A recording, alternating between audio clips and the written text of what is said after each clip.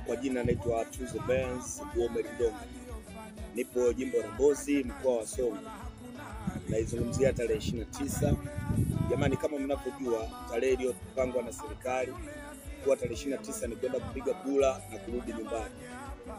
Na nyie ni mashahidi, mnajionea hata kwa macho.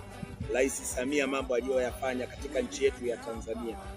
Alianza Nyerere wakamsema, akaja Mkapa wakamsema, Mwinyi wakamsema, Magu wakamsema. Mama kwa nini washindwe kumsema? Kwa hiyo epuka vishawishi vya mitandao. Mitandao ya kijamii wanatokea watu ambao wanaanza kuhatarisha amani yetu ya Tanzania. Wanachochea watu kuwapa vitu ambavyo sio vya kweli. Wakati siku ya tarehe 29 ni kwenda kutiki na kurudi nyumbani.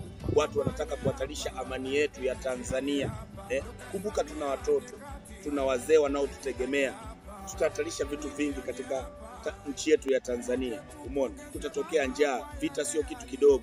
Kwa hiyo jamani, hebu tulinde amani tuliopewa na Mwenyezi Mungu katika nchi yetu ya Tanzania. Na tarehe 29 ni kwenda kutiki tu kwa mama. Nyie wenyewe mnajionea hospitali, barabara, mashule. Hivi ni kitu gani ambacho hajatekeleza Mama Samia? Naye ni binadamu, anaendelea kupambana. Na tumuombee rais wetu kwa wakati huu mgumu anaopitia, kwake iwe ni njia nyepesi katika kupata matokeo chanya huko tunakoelekea.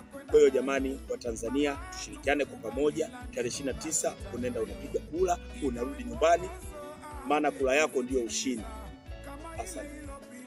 Bila kusahau Rais Samia yuko bega kwa bega na sisi wasanii jimbo la Mbozi na mkoa wa Songwe au sehemu yoyote. Nimesema mimi kama kiongozi wa wasanii jimbo la Mbozi, hasitokee msanii mwingine yoyote kusimama kushawishi watu eti kuleta maandamano. Aisee, hatutakuwa naye sawa.